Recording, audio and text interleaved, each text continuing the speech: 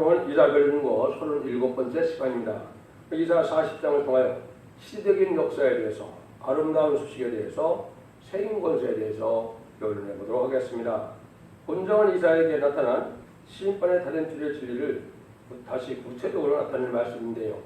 1장부터 39장까지는 옛날 구약의 역사를 들어서 인간 동물의 되어지기를 말씀하시고, 40장부터서는 이제 묵시를 통하여 이제 말일의 동방 역사, 세일 역사를 통하여 세상을 심판하고 이den동을 회복해서 천년치산 평화를 이루어주겠다는 하나의 약속의 말씀이 기록되어 있는데요.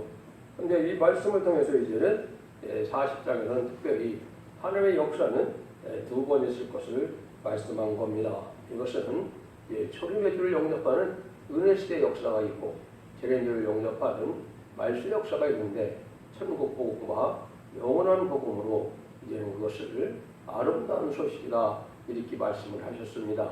이것은 성령의 역사도 두 번 있고 또 복음의 역사도 두 번 있고 해서 세상을 심판하고 이den동을 회복시키는 그러한 일들이 구체적으로 이루어지는데, 하나님의 종들은 특별히 하나님 앞에 하나님의 세임을 받아서 여호와 하나님의 쓰임을 받아서 인간의 힘과로는 당할 수 없는 이런 권세를 받은 종을 통하여 세상을 심판하는 역사를 또한 진행할 것을 보여줬다 이렇게 볼 수가 있는 겁니다.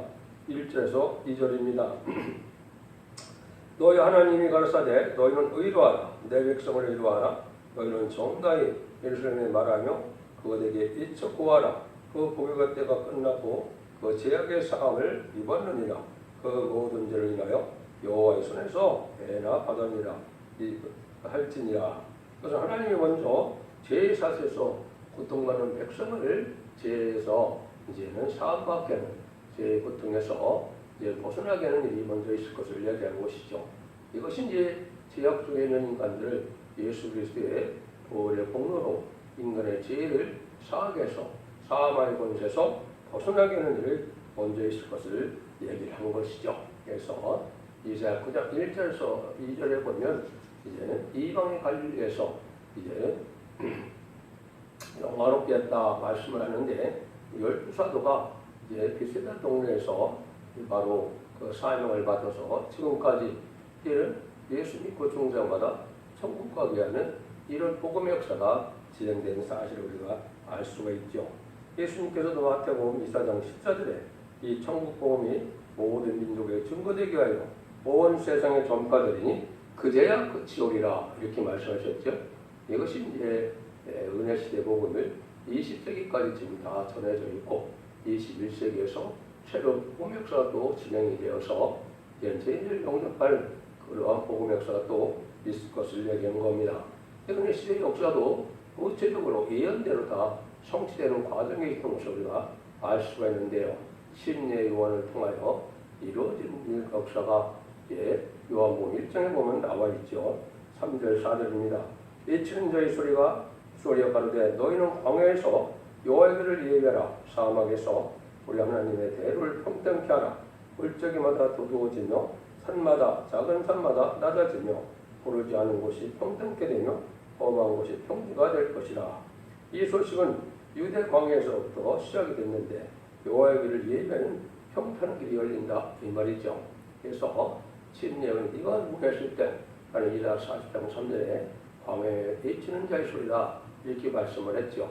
그래서 주님의 주님을 길을 예비하러 6개월 먼저 침례원이 이 땅에 와서 이 말씀대로 역사하는 걸 우리가 볼 수가 있죠.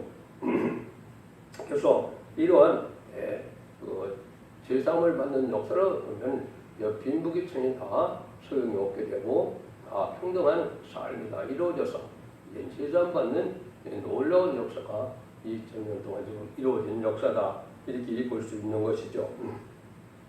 그래서 요한복음 1장 23절에도 보면 가로되 나는 선지자 이사야의 말과 같이 주의 길을 복귀하고 하라고 방에서 외치는 자의 소리로라 하니라. 이 말씀에 응해서 예수님이 오시기 전에 먼저 심리의 요한이 나타나는 일을 우리가 알 수가 있다 이 말입니다. 5절입니다. 여호와의 영광이 나타나고 모든 육체가 그것을 함께 보리라. 대저 여호와의 입이 말씀하셨느니라. 이 역사라는 것은 제2의 육체의 사람들이 하나님께로 돌아올 기회를 주는 역사인데요. 의인을 부르러 함이 아니요 의인을 부르러 또 죄인을 부르러 즉 육체의 사람을 부르러 주님은 오셨다는 겁니다. 초림의 주님은 죄인을 부르러 온 것이기 때문에 의인을 부르러 온 것이 아니라는 거죠. 그래서 누구든지 죄사함을 받는 은혜의 시대를 열게 하신 것이 주님이 십자가에 못 박혀 들어가신 일이다. 이렇게 볼 수 있죠. 6절에서 8절입니다. 말하는 자의 소리여 가로되 있지라 대답하되 내가 무엇으로 있지리까 가로되 모든 육체는 풀이요 그 모든 아름다움은 들의 꽃 같으니 풀은 마르고 꽃은 시드는 여호와의 기운이 그 위에 불미라. 이 백성은 실로 풀이로다. 풀은 마르고 꽃은 시드나 우리 하나님의 말씀은 영영이 소리라 하라.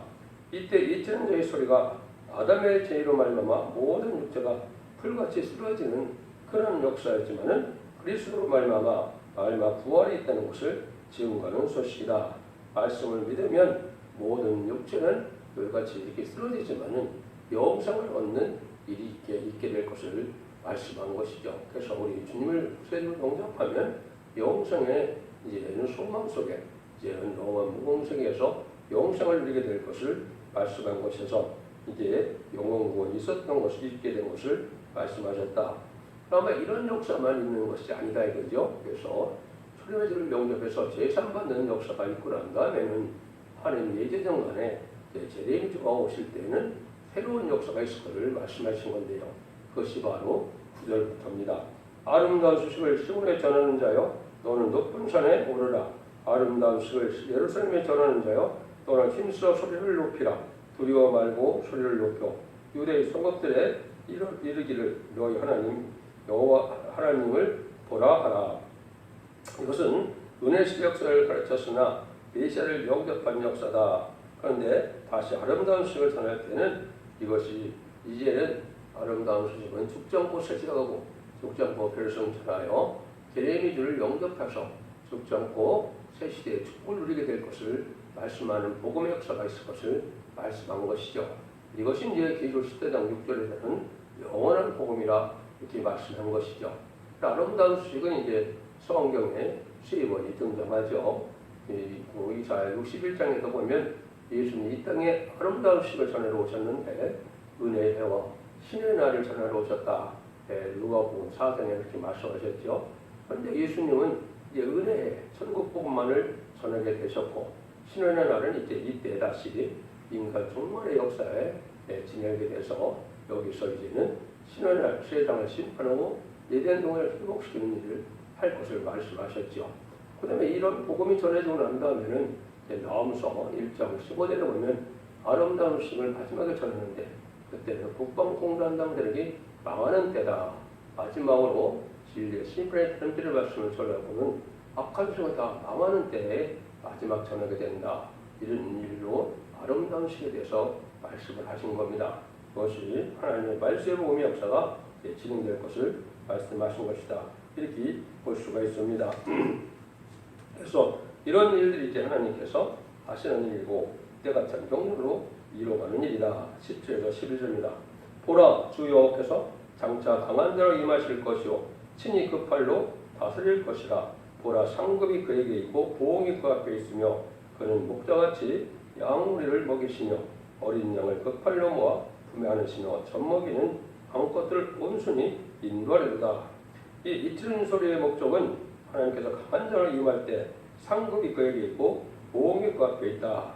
목자가 양을 먹이며 팔로 안아서 품어서 인도하는 것처럼 절대적인 보호와 인도함을 받게 된다 이 말이죠. 그래서 인간의 할것과 특정을 가르는 때는 하나님께서 택한 종, 택한 백성들은 합당한 자는 절대적인 보호와 인도 속에 이제는 인도함을 받고 그렇지 않은 자들은 진리 앞에 순종치 않은 자들은 용서 없는 심판을 받게 된다 이 말이죠. 그래서 상급과 보응이 있다.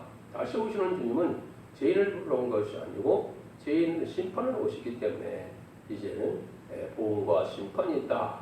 상도 받을 사람은 상을 받고 심판받으면 심판받는 역사가 또한 있을 것을 얘기하시고 그것은 또 절대적인 보호와 인도 속에서 하나님께서 이렇게 품어주고 안아주는 이런 절대적인 보호와 인도와 야곱을 받게 하신다는 것이 하나님의 역사다. 이렇게 볼 수가 있습니다. 그런데 이제 하나님께서는 우리가 어떻게 하나님을 잘 아셔야 되냐. 하나님은 천지를 창조하시고 위대하신 하나님을 잘 알아야 하나님의 사명자가 된다는 사실을 말씀하는 것이 12절부터 말씀이 되겠습니다. 누가 손바닥으로 바닷물을 헤렸으며 뺨으로 하늘을 재었으며 땅의 티끌을 대에 담아 보았으며 용총으로 산들을 간청으로 작은 산들을 달아 보았으랴. 누가 여호와의 신을 지도하였으며 그의 모사가 되어 그를 가르쳤으랴. 누가 누구를 더불어 의논하였으며 누가 그를 교훈하였으며 그에게 공평의 도를 가르쳤으며 지식을 가르쳤으며 통달의 도를 보여 주었느냐. 거라 그에게는 열방은 한 방울 물 같고 저울에 적은 티끌 같으며 섬들은 떠오르는 먼지 같으니 예반은 짐승은 번제 수용에도 부족이 부족하겠고 그 살림은 그 화목 수용에도 부족할 것이다. 그 앞에는 모든 열방이 아무것도 아니라 그는 늘 없는 것 같이 빈 것 같이 여기시느니라. 그런즉 너희가 하나님을 누구와 같다 하겠으며 무슨 형상에 비기겠느냐. 우상은 장인이 부어 만들었고 장색이 금을 입혔고 또 위하여 은사를 만든 것이니라. 궁핍하여 이런 것을 들지 못하는 자는 썩지는 나무를 택하고 공교한 장인을 구하여 우상을 만들어서 흔들리지 않도록 세우느니라. 너희가 알지 못하였느냐. 너희가 듣지 못하였느냐. 태초부터 너희에게 전하지 아니하였느냐.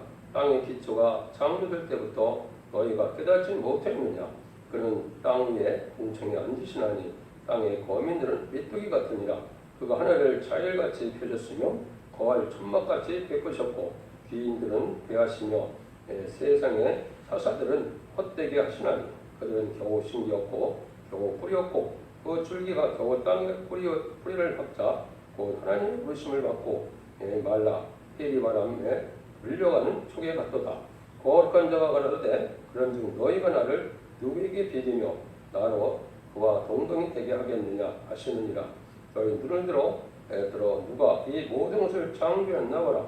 주께서 수요대로 만상을 이끌고 내시며 각각 그 이름을 부르시나니 그의 권세가 크고 그의 능력이 강함으로 하나도 빠짐이 없느니라. 하나님께서는 이제 강한 대로 임하시는 데는 하나님은 천지를 창조하신 위대한 분이라는 것이죠. 그래서 우상적인 신앙하고는 비교할 수 없는 신이다. 이걸 우리가 잘 알아야 된다 이 말이죠. 그래서 천지를 창조하신 이 무한강한 이 천지를 창조하신 하나님은 아주 위대한 분이라 다 인간이 알 수가 없고 누구와 비교할 수가 없는 분이라는 사실을 알아야 된다 이 말이죠. 그래서 하나님의 위대성을 잘 알아야 하나님의 좋은 것도 될 수가 있는 것이죠.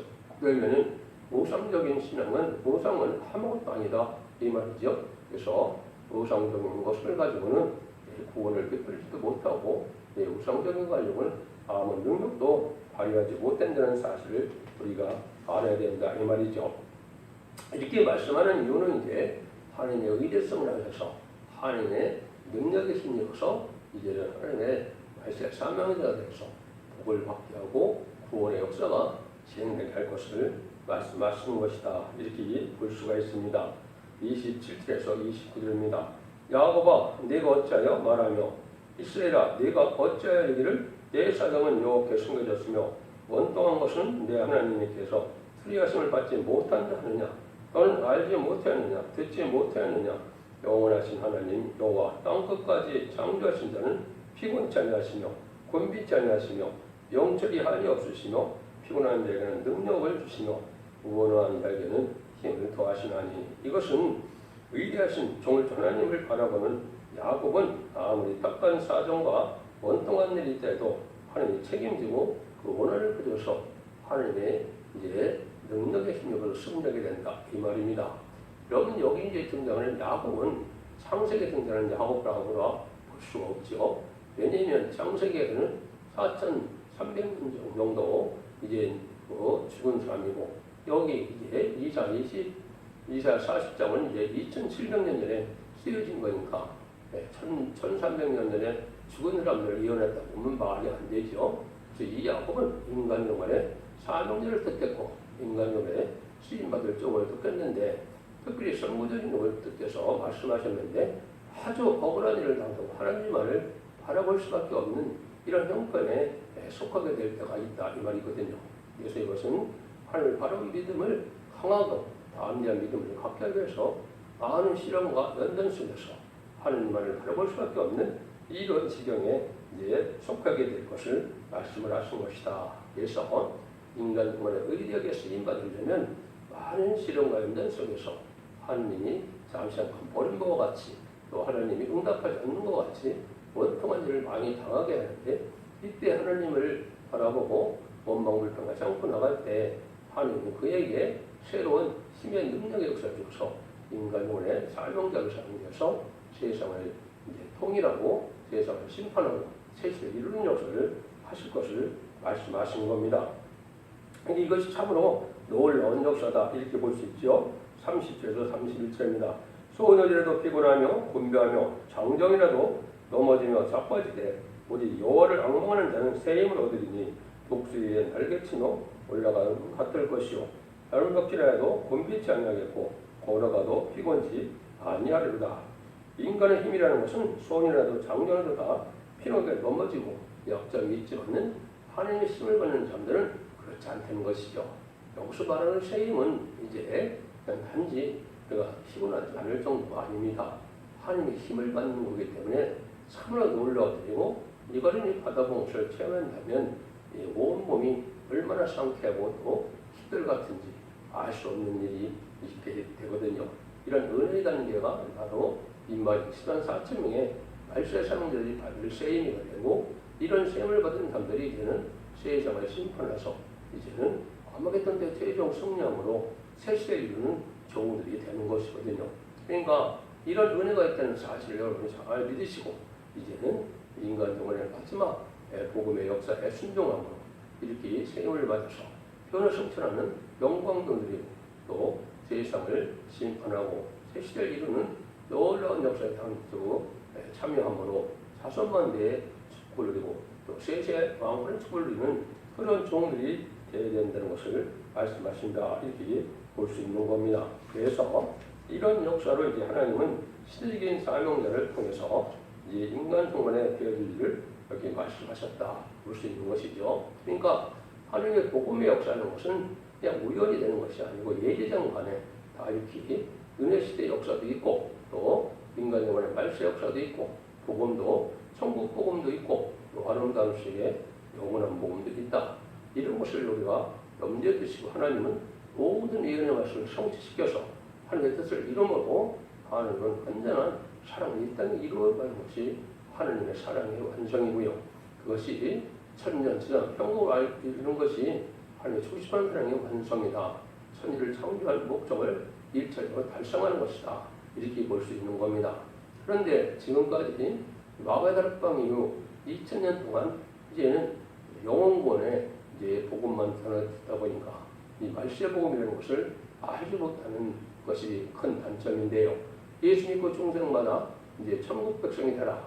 이것만 우리한테 전하다 보니까 죽자고 세상하고 죽자고 별성천하여 세시에 축복을 누리게 된다는 사실을 잘 알지 못하는 것이 이 시대에 참으로 기독교의 흑암이라 볼 수 있는데요. 여러분들은 이 말씀을 잘 순종함으로 진리를 용납함으로 죽지 않고 세시다가고 죽지 않고 별성천하여 자손 만대 축복을 복된 종들과 성도님들이 다 되시기를 예수님으로 간절히 축원드립니다. 아멘.